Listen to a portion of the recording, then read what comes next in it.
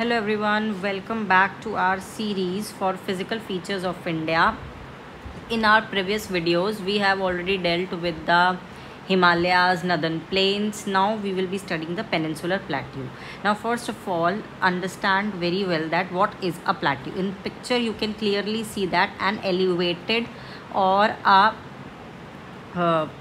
Uplifted flat area of the land is known as plateau. यानी कि अगर हम बात करें ऊंचे ऊंचे पहाड़ों की या ऊंचे अपलिफ्टेड एरिया की, दैट आर कॉल्ड माउंटेन्स, और जो थोड़े माउंटेन्स से कम हाइट के रहते हैं लेकिन फ्लैट लैंड नहीं होती, एलिवेटेड फ्लैट लैंड होती है और रग्ड टोपोग्राफी रहती है थोड़ी सी, उसको हम प्लेट्यू बोलते हैं। प्लेट्यू बनते किस वजह से हैं?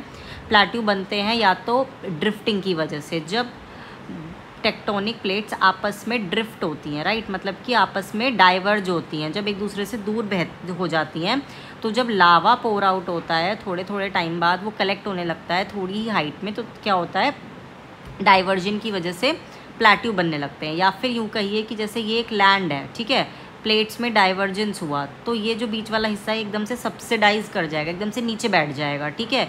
अब जो नीचे वाला हिस्सा है वो तो नीचे बैठ गया, तो यानी कि ये जो इसके बराबर वाली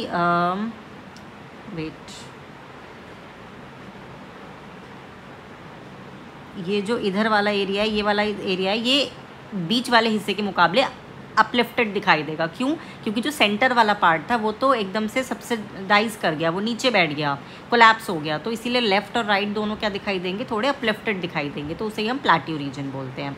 अब बात करेंगे इंडिया में प्लेट्यू रीजन है कहाँ पर, ठीक है। तो बेसिकली इंडिया में जो प्लेट्यू रीजन है वो पूरा ये ट्रायंगल वाला है आपका, जिसको हम बोलते हैं पेनिनसुलर प्लेट्यू, ठीक है। ये पूरा पेनिनसुलर प्लेट्यू वाला हिस्सा है, this is your complete peninsular वाला पार्ट, राइट।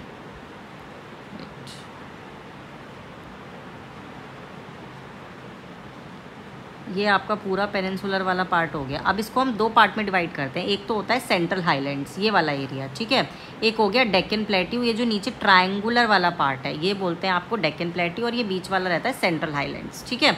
तो ये दो पार्ट्स में इंडियन जो हमारा पेनिनसुलर प्लेट्यू है वो डिवाइडेड है, और ये one of the oldest part है। क्यों? क्योंकि ये गोंडवाना लैंड का पार्ट है। आपने पढ़ा था जब इंडियन प्लेट हमारी जो ओरिजिनली इंडियन प्लेट थी वो कैसी थी, एक्चुअल में जो हमारी इंडियन प्लेट थी वो इस तरीके से थी कुछ, है ना।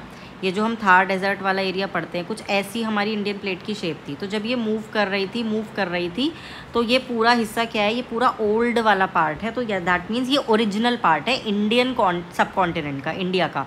बाकी ये सब जो अभी ऊपर वाला हमने पढ़ा था ये सब बिल्कुल न्यू है, प्लेन्स, हिमालयाज, ये सब कम्प्लीटली न्यू है, जो क्वार्टरनरी या फिर टर्शरी पीरियड में बने हैं, राइट। तो जो अगर हम बात करेंगे बहुत ही प्री कैम्ब्रियन एज की, 550 मिलियन पुराना एज जो है वो किसको बिलोंग करता है, ये डेक्कन प्लेट्यू उसी को बिलोंग करता है, राइट। सो दो पार्ट्स हमने पढ़ लिए, सेंट्रल हाईलैंड्स और दूसरा क्या है इसका, ये डेक्कन ट्रायंगल वाला पार्ट, ठीक है।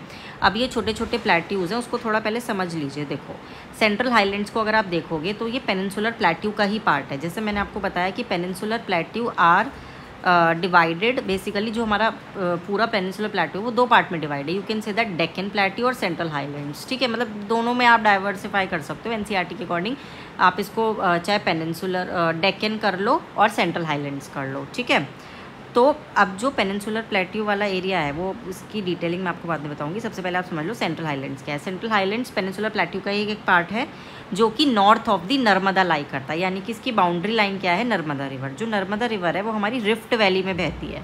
रिफ्ट वैली का मतलब समझते हैं आप, जब हमने कन्वर्जन और डाइवर्जेंस पढ़ा था कि दो प्लेट्स के बीच में डाइवर्जेंस हुआ तो वो रिफ्ट बन गई, तो ये जगह खाली हो गई, तो उसी में हमारी नर्मदा और तापी समवॉट बहती हैं।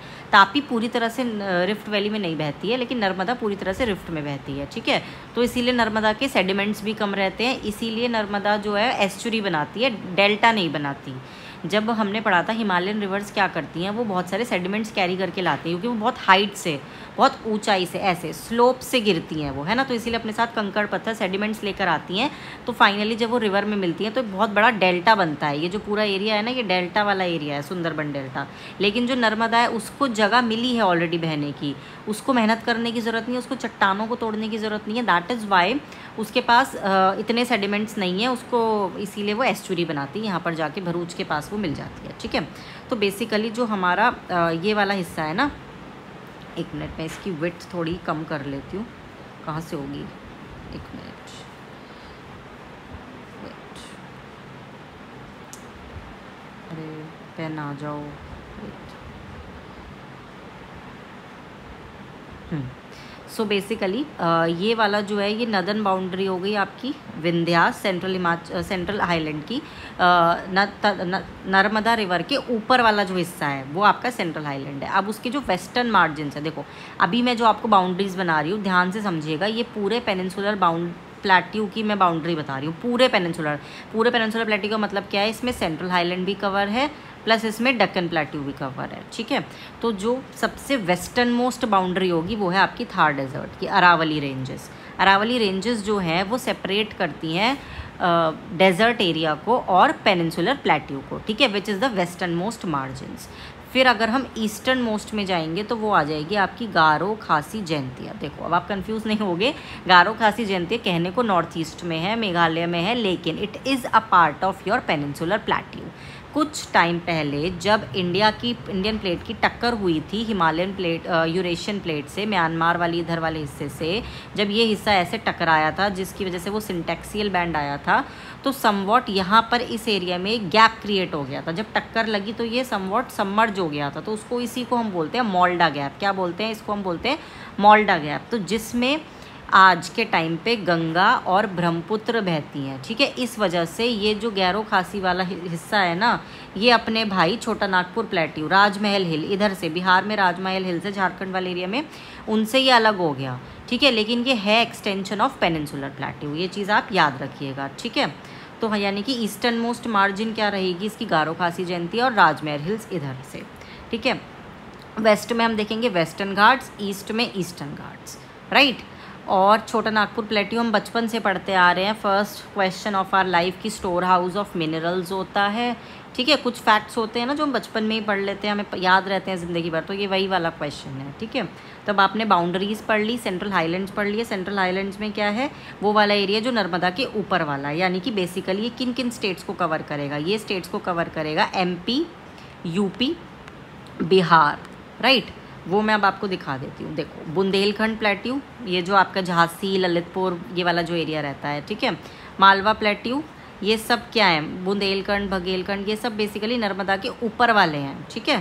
ध्यान से देखोगे ना आप, नर्मदा तो कहाँ पर है, वो नीचे बह रही है। किधर बह रही है नर्मदा, ये देखो इस वाले गुजरात के इधर बह रही है। तो आपको थोड़ा ध्यान रखना है कि यानी कि ये यहाँ कहीं नर्मदा होगी। तो बघेलखंड, बुंदेलखंड, मालवा, ये सब ऊपर वाले पार्ट जो है वो सेंट्रल हाईलैंड्स के पार्ट रहेंगे, ठीक है। छोटा Nagpur plateau again central highland का पार्ट रहेगा, तो ये चीज़ थोड़ा याद रखनी है, ठीक है। शिलोंग भी। अब आते हैं आपके, इट कवर्स मालवा प्लेट्यू भी इसमें आता है। It is wider in west but narrower in the east. जब आप इसको ध्यान से देखोगे तो यहाँ से ये चौड़ा है और इधर इधर होते होते नैरो चला जाता है, ठीक है। ये इनकी छोटी छोटी आपको बेसिक्स चीज़ें याद रखनी है। अब आता है डेक्कन प्लेट्यू, ये ट्रायंगुलर लैंड मास है that lies south of the Narmada. See this, कहाँ गई वो फोटो जो हमने लगाई थी सुंदर सी, हाँ ये देखो, ये ट्रायंगुलर लैंड मास है और ये कम्प्लीटली लाई करता है साउथ ऑफ दी नर्मदा। ये चीज़ क्लियर है। और ये भी वेस्ट से उठा हुआ है, ये वेस्ट से क्या है, ये अपलिफ्टेड है। ये जो आपको दिख रहे हैं ये पहाड़ है, ये तो इसका जो मतलब स्लोप है ना वो कुछ इस तरीके से ऐसा है, ठीक है। मतलब कि जो हमारा डेक्कन प्लेट्यू वाला एरिया है ना वो यहाँ से ऊपर से उठा हुआ है, स्लोप है, और नीचे इसीलिए सारी नदियों का जो बहाव है वो इस तरफ जाता है। इसलिए सारी नदियाँ बंगाल की खाड़ी यानी कि बे ऑफ बंगाल में जाके मिलती हैं। अंडरस्टूड, आया आपको क्लियरली समझ। Higher in west and slope gently towards east. Gentle slope है, ऐसे वाला नहीं है प्रॉपर, जैसे हिमालयन में स्लोप होते हैं ना रफ, वैसा नहीं है। जेंटल स्लोप है, आराम आराम से, बहुत ज़्यादा ग्रेडियंट्स नहीं है। Western Ghats Sahyadri western edges बनाते हैं, ईस्टर्न घाट्स जो होते हैं वो ईस्टर्न मोस्ट, ये भी हम पढ़ चुके हैं। अब देखो, अब जो मुझे मेन चीज़ आपको बतानी थी ना इन सब चीज़ों में, इसमें आपको ये बताना है कि जो हमारा डेक्कन प्लेट्यू है उसमें जो वो बना कैसे बेसिकली। देखो पहले तो ओल्ड बेसिक इंट्रोडक्शन पढ़ लो आप। पेनिनसुलर प्लेट्यू एक टेबल लैंड है, टेबल जैसा है, ये आपको दिख रहा है पिक्चर में, टेबल जैसा है, ठीक है। Old crystalline igneous and metamorphic rock, ठीक है। इग्नियस रॉक है, इग्नियस क्या होती है, जो डायरेक्टली लावा से मिलती है ना, जो डायरेक्टली लावा से मिलती है। दो तरह की होती है, ग्रेनाइट और बेसॉल्ट। बेसिकली पूरा Deccan plateau is somewhat basalt. Basalt कैसे है बताएंगे। यहाँ पर डाइवर्जेंस नहीं हुआ है, जो आपका डेक्कन प्लेट्यू वाला हिस्सा है ना, ऐसा यहाँ पे हमें डाइवर्जेंस नहीं मिला है। नर्मदा वाले रीजन में दिखा है, ठीक है, रिफ्ट वैली आई है, लेकिन जो एक्चुअल डेक्कन प्लेट्यू वाला हिस्सा है ना आपका, ये वाला, यहाँ आपको काली मिट्टी, डेक्कन बसॉल्ट रॉक देखने को मिलती है, काली मिट्टी देखने को मिलती है, लेकिन यहाँ पर डाइवर्जेंस नहीं हुआ है। क्यों देखने को मिलती है अभी बताऊंगी, बहुत इंटरेस्टिंग स्टोरी है। लेकिन याद रखो, इग्नियस रॉक, इग्नियस मतलब जो डायरेक्टली लावा से बनती हैं। दो तरह की होती है, ग्रेनाइट एंड बेसॉल्ट। ग्रेनाइट जो धरती के अंदर पाई जाती है, इंट्रूसिव, और एक्सट्रूसिव होती है बेसॉल्ट जो ऊपर आ जाती है, लावा जब बाहर आ जाता है धरती के। It was formed by the breaking and drifting of the Gondwana land. हमने पढ़ा था ड्रिफ्टिंग हुई है, ठीक है, मालवा प्लेट्यू वाले एरिया में और जो तुम्हारा नर्मदा वाले एरिया में ड्रिफ्टिंग हुई है, ठीक है, लेकिन पूरी तरह से डाइवर्जेंस नहीं हुआ है, हर हिस्से में डाइवर्जेंस नहीं हुआ है। जहाँ पर डेक्कन प्लेट्यू देखने को मिलता है वहाँ पर डाइवर्जेंस नहीं हुआ है। I am telling you again, ये ओल्डेस्ट और मोस्ट स्टेबल लैंड मास है इंडिया का। इंडिया की बात हो रही है, किसी और कंट्री की बात नहीं हो रही। इसको स्टोरेज ऑफ मिनरल्स भी कहा जाता है।